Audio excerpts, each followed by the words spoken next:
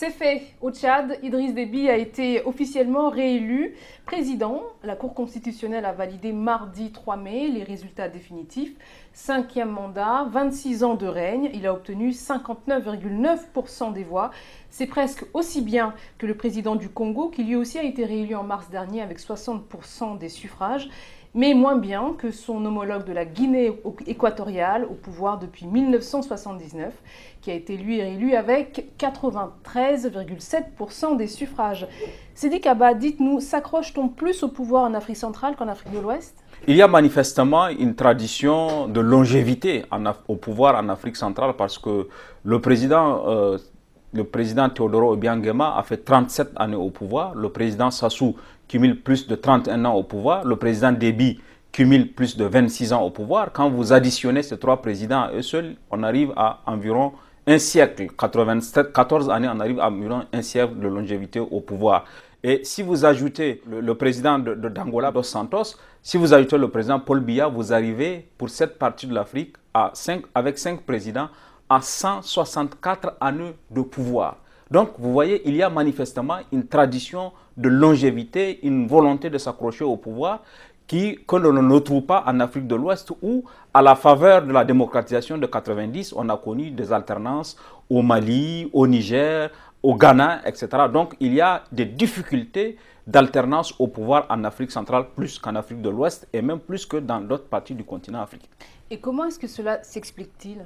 Ça s'explique à la fois par des facteurs internes parce que ces chefs d'État ont essayé d'affaiblir toutes les institutions qui auraient pu servir de contre-pouvoir, que ce soit la justice, que ce soit l'armée ou même les institutions de la société civile. Les syndicats sont faibles, les associations, et ça a été fait volontairement. Quand vous prenez un pays comme la Guinée équatoriale, il n'y a pas d'espace de liberté, il n'y a pas d'espace associatif qui aurait pu permettre à ces organisations de jouer le rôle de contre-pouvoir. C'est à peu près la même chose au Congo-Brazzaville et au Tchad. Donc, du coup, ces facteurs internes ajoutés aux facteurs externes parce que, comme par hasard, ces pays sont des pays producteurs de pétrole. La plupart des pays d'Afrique centrale sont des pays producteurs du pétrole et cela fait que les partenaires de ces pays ne haussent pas le ton de la même façon qu'en Afrique de l'Ouest où les pays sont relativement pauvres parce que ces pays aujourd'hui, compte tenu de l'évolution du continent africain, font souvent du chantage en disant aux partenaires occidentaux, si vous faites de la démocratisation ou du respect des droits de l'homme une condition de notre partenariat, nous on va faire appel à la Chine, on va faire appel au Brésil. Donc c'est ça qui fait que ce président-là se trouve aujourd'hui dans la position d'une culture de présidence à vie puisque les verrous constitutionnels ont été sautés, que ce soit au Cameroun, que ce soit au Tchad, que ce soit en Guinée équatoriale, les verrous constitutionnels ayant été sautés, ces présidents peuvent s'éterniser au pouvoir. Mais pourquoi persiste-t-il quand même à organiser des élections qui coûtent cher, hein, alors qu'ils savent qu'ils ont quand même de grandes chances d'être réélus? Tout à fait. Et la question est d'autant plus pertinente que ce sont des sommes importantes qui sont engagées pour l'organisation des élections.